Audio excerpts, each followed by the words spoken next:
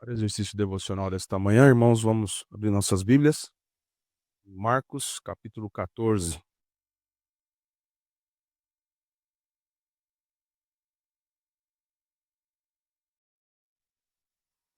Semana passada até brinquei com o diácono Vinícius acerca do tempo. Antigamente era uma luta para a gente que fica aqui à frente de conseguir completar um tempo, né? Hoje é uma luta para a gente poder fazer tudo que a gente quer falar, tudo que a gente estuda dentro do tempo. Então, quero compartilhar com os irmãos algumas coisas que são pertinentes, algumas ideias, algumas verdades, e espero conseguir atingir esse objetivo nesta manhã. Irmãos, eu vou ler o capítulo todo. Peço que os irmãos estejam atentos, prestem bastante atenção na leitura e acompanhem mesmo os seus lugares. Marcos, capítulo 14. Dali a 2 dias era a Páscoa e a festa dos pães asmos. Os principais sacerdotes e os escribas procuravam como o prenderiam, a traição e o matariam. Pois diziam: não durante a festa, para que não haja tumulto entre o povo. Estando ele em Betânia, reclinado à mesa, em casa de Simão, leproso, veio uma mulher trazendo um vaso de alabastro com preciosíssimo perfume de nardo puro. E quebrando o alabastro, derramou o bálsamo sobre a cabeça de Jesus. Indignaram-se alguns entre si e diziam: para que esse desperdício de bálsamo? Porque este perfume poderia ser vendido por mais de 300 denários e dar-se aos pobres. E murmuravam contra ela. Mas Jesus disse: deixai-a, por que a molestais? Ela praticou boa ação para comigo, porque os pobres sempre os tendes convosco e, quando quiserdes, podeis fazer-lhes bem, mas a mim nem sempre me tendes. Ela fez o que pôde, antecipou-se a ungir-me para a sepultura. Em verdade vos digo, onde for pregado em todo o mundo o evangelho, será também contado o que ela fez para a memória sua. Judas Iscariotes, um dos 12, foi ter com os principais sacerdotes para lhes entregar Jesus. Eles, ouvindo, alegraram-se e lhe prometeram dinheiro. Nesse meio tempo, buscava ele uma boa ocasião para o entregar. E no primeiro dia da festa dos pães asmos, quando se fazia o sacrifício do cordeiro pascal, disseram-lhes seus discípulos: onde queres que vamos fazer os preparativos para comeres a Páscoa? Então enviou 2 dos seus discípulos, dizendo-lhes: ide à cidade, e vos sairá ao encontro um homem trazendo um cântaro de água. Segui-o e dizei-o ao dono da casa, onde ele entrar, que o mestre pergunta: onde é o meu aposento, no qual hei de comer a Páscoa com os meus discípulos? E ele vos mostrará um espaçoso cenáculo mobiliado e pronto. Ali fazei os preparativos. Saíram, pois, os discípulos, foram à cidade, e achando tudo como Deus lhes tinha dito, prepararam a Páscoa. 17. Ao cair da tarde, foi com os 12, quando estavam à mesa e comiam, disse Jesus: em verdade vos digo que um dentre vós, o que come comigo, me trairá. E eles começaram a entristecer-se e a dizer-lhe um após outro: porventura sou eu? Respondeu-lhes Respondeu-lhes: é um dos 12, o que mete comigo a mão no prato. Pois o Filho do Homem vai, como está escrito a seu respeito. Mas ai daquele, por intermédio de quem o Filho do Homem está sendo traído. Melhor fora não haver nascido. E enquanto comiam, tomou Jesus um pão e abençoou-o, o partiu e lhes deu, dizendo: tomai, isto é o meu corpo. A seguir, tomou Jesus um cálice e, tendo dado graças, o deu aos seus discípulos e todos beberam dele. Então lhes disse: isto é o meu sangue, o sangue da nova aliança, derramado em favor de muitos. Em verdade vos digo que jamais beberei do fruto da videira, até aquele dia em que o hei de beber novo no reino de Deus. Tendo cantado um hino, saíram para o Monte das Oliveiras.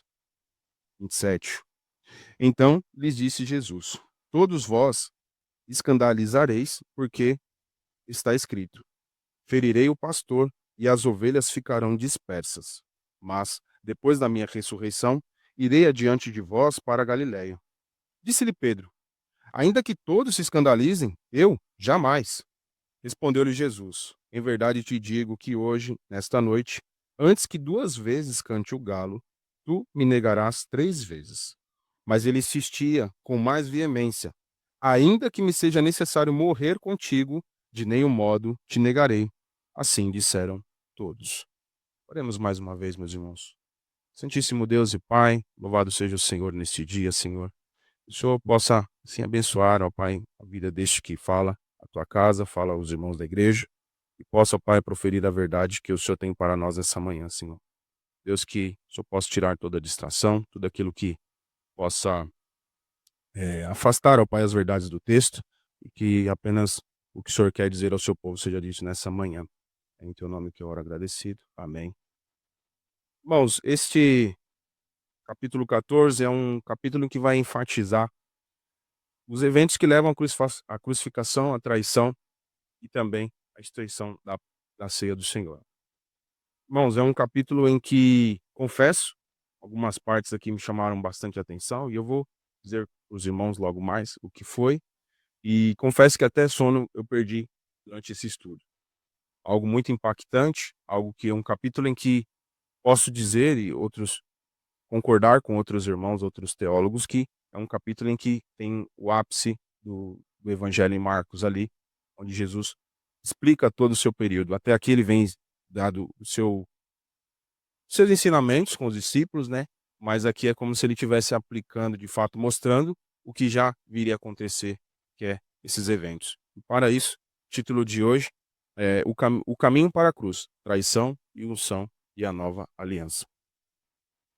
Irmãos, é notório que no começo do capítulo nós podemos observar que a reação dos líderes da época já era notada que Jesus deveria morrer para eles, porque ele estava acumulando muitas coisas e a gente tinha visto isso anteriormente. Ele já tinha levado muitas multidões e isso era algo que estava incomodando muito os líderes do povo, né? E vemos que, temendo essa reação, tramando contra Jesus há um certo tempo, no propriamente no capítulo 3 e no capítulo 12 de Marcos, nós podemos ver que a trama ali já tinha seu enredo desde praticamente o início do livro de Marcos, né. E nesse tempo o povo celebrava a Páscoa nesse período, né. A Páscoa se girava em torno do cordeiro pascual que deveria ser morto, e assim explica lá em Êxodo.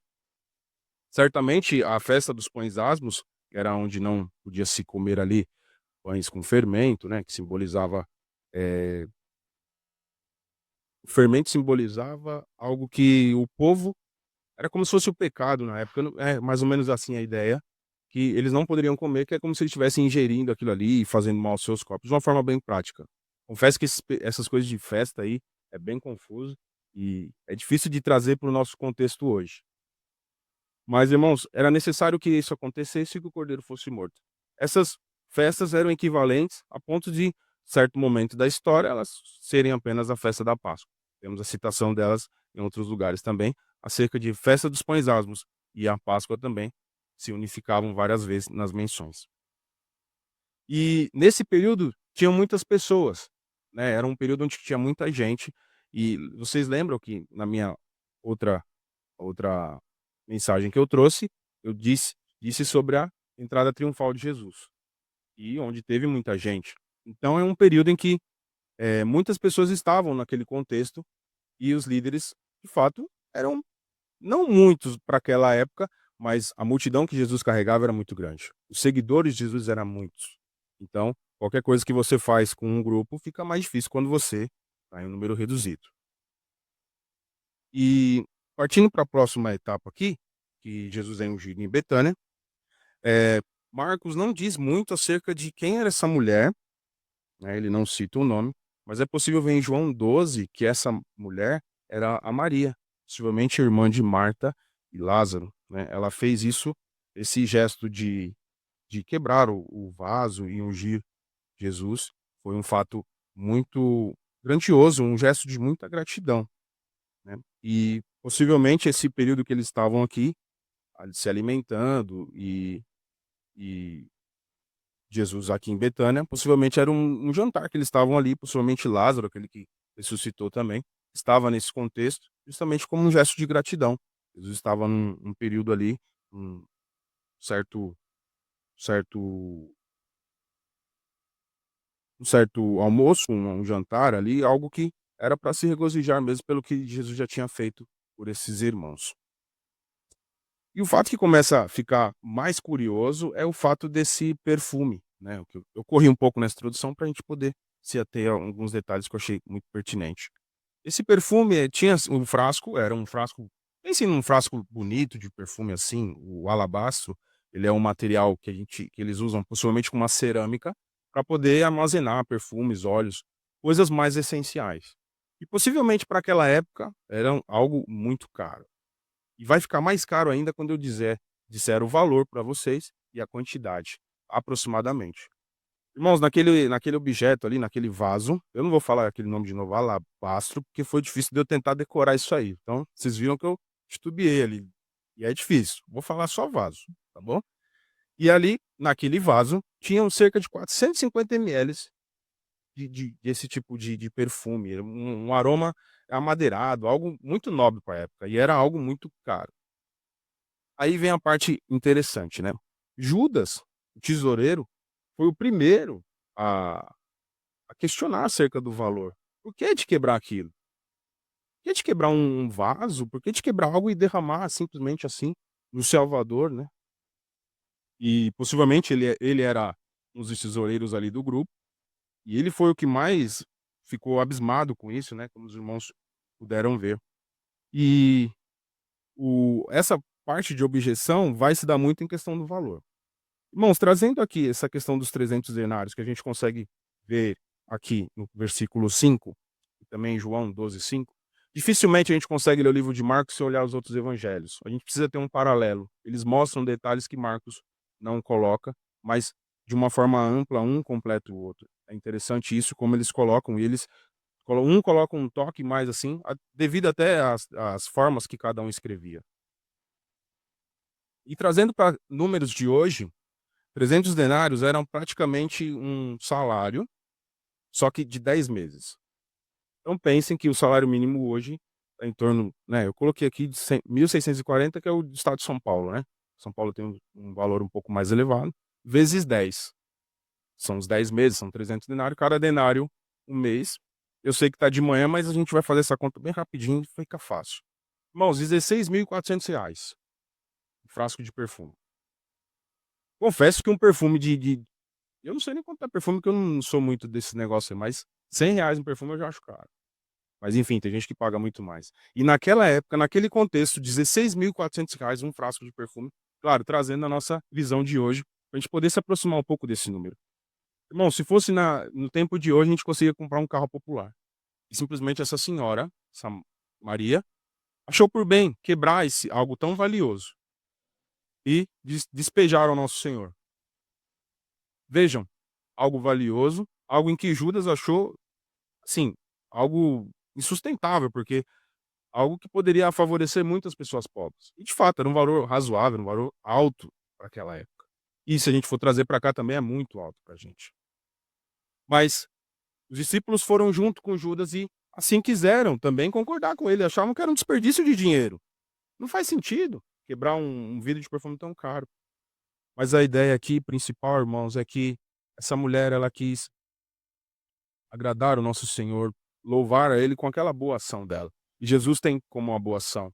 Então é verdade que no versículo 9 ele diz que, em verdade vos digo que o que for pregado em todo o mundo, o evangelho será também contado o que ela fez para a memória sua.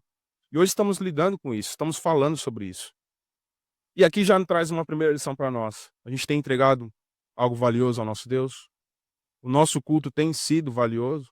Parafraseando o pastor de ontem, a gente tem entregado o nosso melhor, a gente tem visto a casa de Deus, por vezes a gente vem por obrigações, mas que quero pontuar que essa mulher não fez como obrigação, foi um ato de amor. A nossa vida tem que ser um ato de amor. O nosso culto diário, não o dominical, mas diário precisa ser algo de amor, um culto de amor. E Jesus defende essa mulher porque ela fez uma boa ação, né? Ele chama isso no versículo 6 de boa ação. É um gesto em que favorecia os próximos momentos aí, para que embalsamasse o seu corpo, ele já estava predizendo sua morte. E os presbíteros, desculpem, e os discípulos, mesmo assim, acharam, não recuaram, não tiveram uma postura um pouco diferente acerca disso. Mesmo que esse gesto, que possivelmente, né, trazendo aqui a alusão do Salmo 133, um gesto maravilhoso. O gesto que os próprios discípulos que estavam andando com ele, já o seu período de ministério ali de 3 anos ali aproximadamente, já não tinham essa perspicácia, né, verificar aquilo, se atentar com isso. E essa mulher teve essa visão, ela teve esse momento. Irmãos, e aqui, gravem bem o número que eu disse, né, de 16.400 e aquele frasco de 450 ml ali, aproximadamente. Partindo para um próximo momento da história ali, uma parte 2 aqui, nós vemos que vamos tratar agora sobre a traição de Judas e a preparação da Páscoa. Mas é de fato que a gente já viu esse episódio em alguns filmes, já lemos algumas vezes, mas eu quero trazer algo que eu não tinha observado antes e é muito interessante. Como eu disse anteriormente, Marcos, Lucas, ali, os evangelhos, João, eles se completam bastante. Eles ajudam a gente a poder entender muita coisa. E para esse episódio aqui, em que Judas vai até os líderes religiosos e concorda em traí-lo, nós vemos uma citação interessante em Lucas 22:3, que diz que Satanás entrou em Judas. Né, vemos que a pessoa que andava com Cristo ouviu todas as suas verdades, ouviu todos os seus ensinamentos, mesmo assim teve Satanás, né, o inimigo teve a oportunidade de entrar nele. Né, e podemos ver que ele se propôs ali a trair ao nosso Senhor, né? Podemos ver no versículo 11 aqui que ele buscava uma boa ocasião, né? Então, ele já tramava sobre tudo isso. Irmãos, aí vem um detalhe.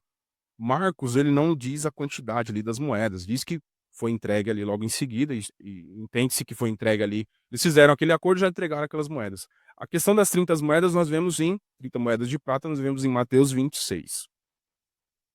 Mateus 26 diz que 330 moedas, ali 300 ciclos, eles falam também uma linguagem diferente, ciclos de prata e tal, mas 30 moedas de prata.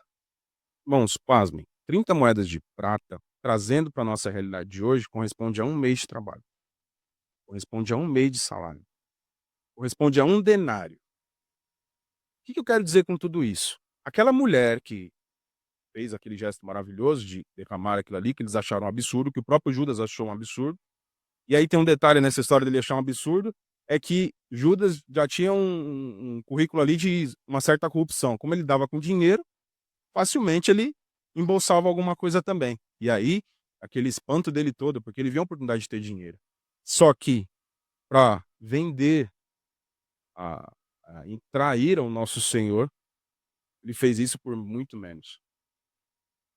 Uma parte daquele valor, a 10ª parte ali daquele valor, cerca de R$ 1.640. Então, é como se aquela mulher tivesse dado um carro ali para naquele valor ali e, e Judas tivesse vendido pelo pneu. Judas traiu.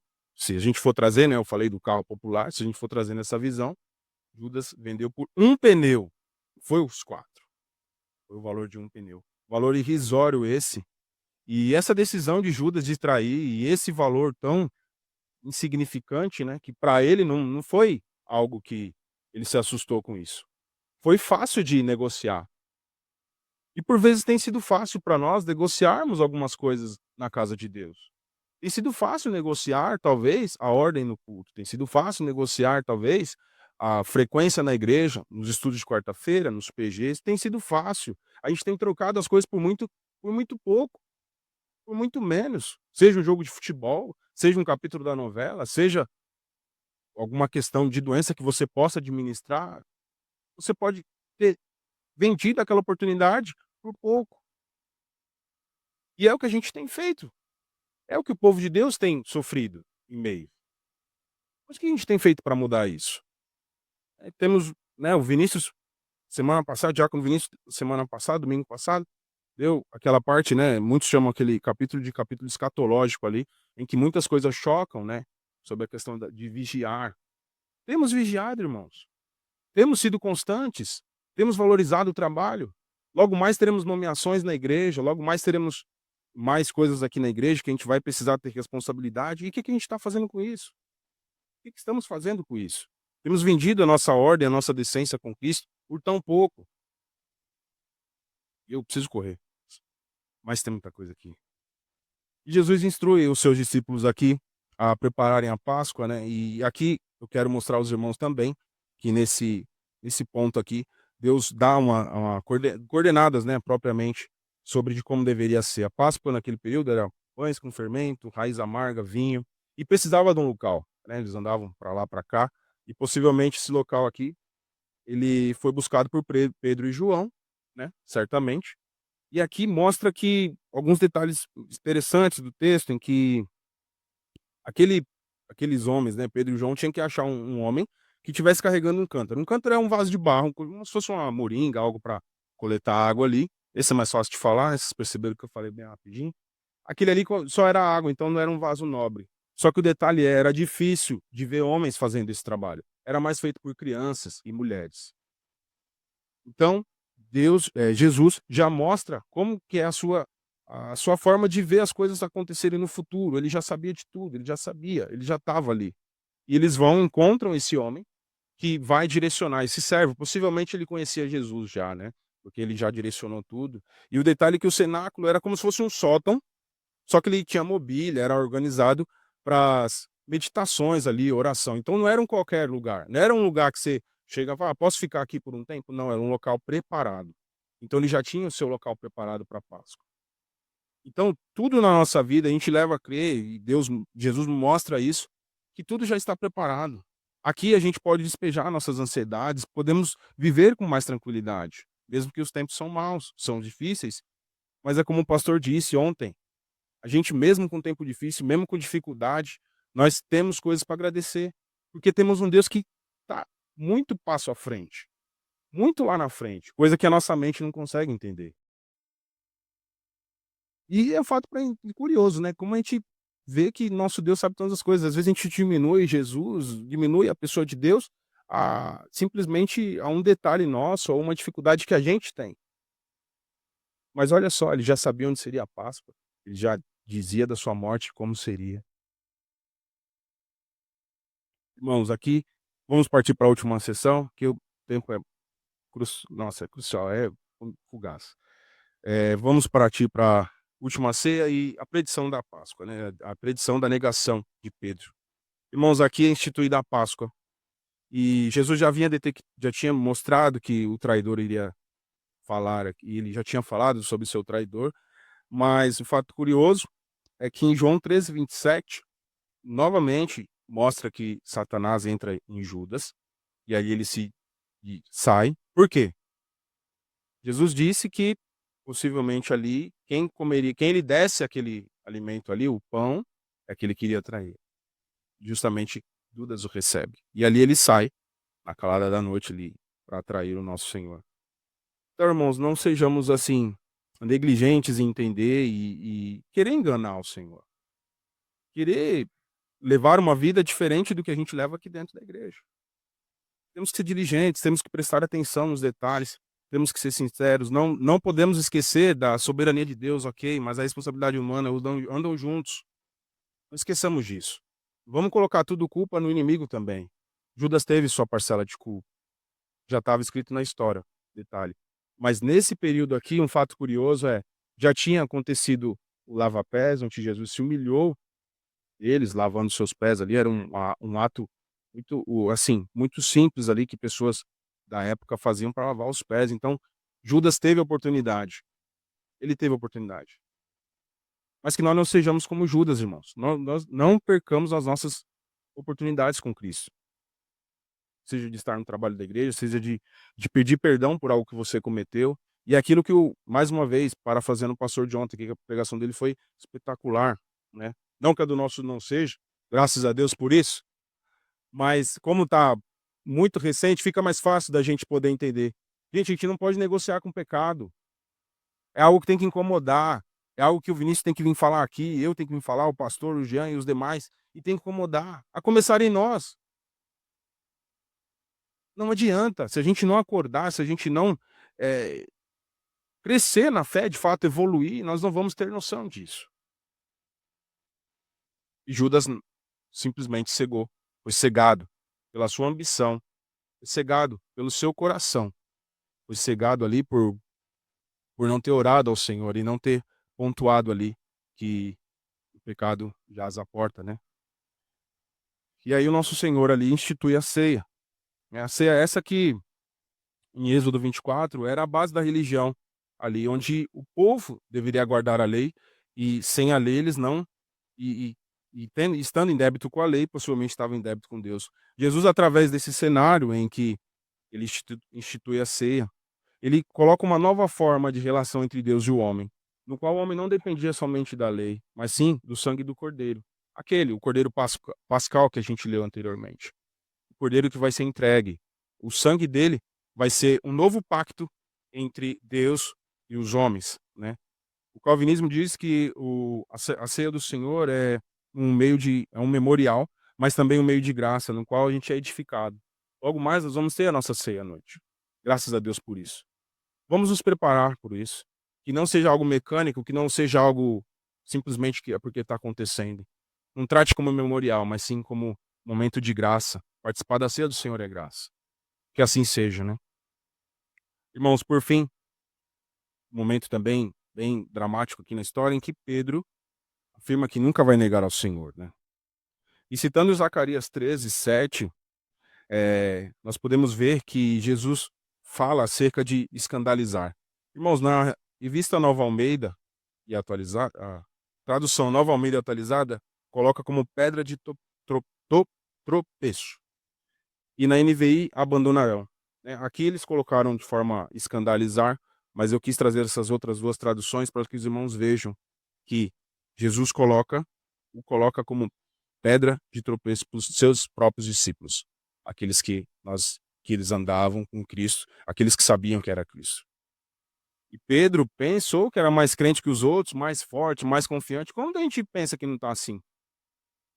A gente às vezes pensa que a gente está cheio da graça ali, que a gente pode derrubar muralha, mover montanhas, mas no fim das contas a gente está isso aqui no Evangelho, porque a gente tem brincado de ser crente. Muitas vezes nós temos brincado de ser crente. E isso é perigoso. Assim como foi perigoso para Pedro. E achar que estava entre os maiorais ali, mas no fim das contas foi traído pela sua própria, pelo seu próprio conhecimento, talvez, não sei, algo do tipo assim. Jesus coloca que ele negaria a Cristo 3 vezes antes que o galo cantasse 2. E mesmo assim, mais uma vez, ele acha que ele é bom e que ele vai conseguir, ele vai morrer com Cristo. Não é assim. Estamos dispostos a seguir a Cristo e a viver essa vida?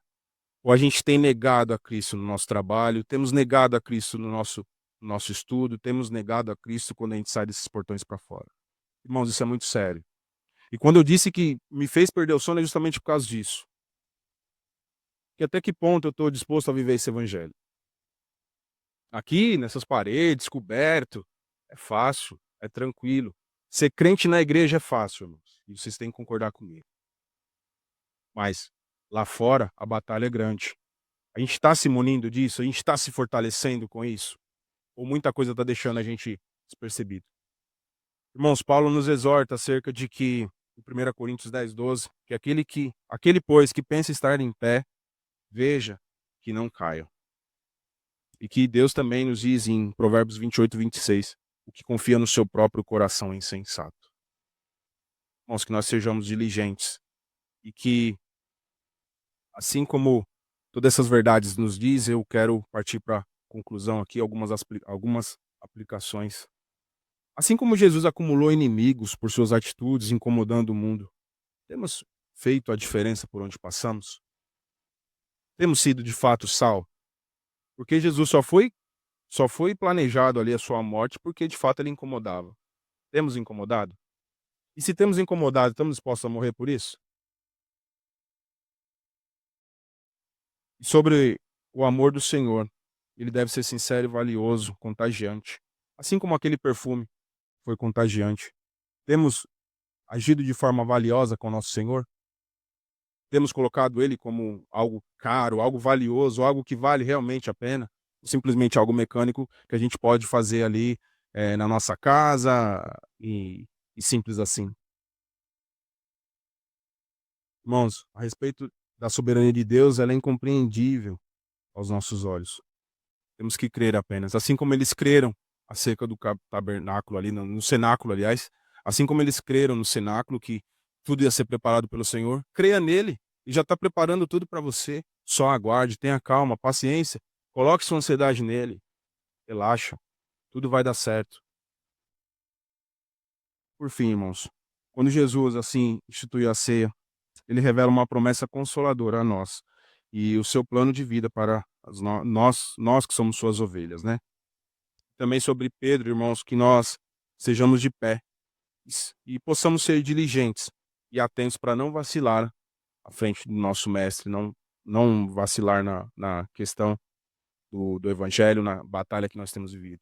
O soldado, ele sempre está vigilante, né? Ele sempre tem que estar atento, que nós sejamos assim atentos e possamos perseverar, irmãos, firmes, fortes e temendo ao nosso Senhor e assim podendo falar do teu evangelho a todos que assim precisam. Amém, irmãos?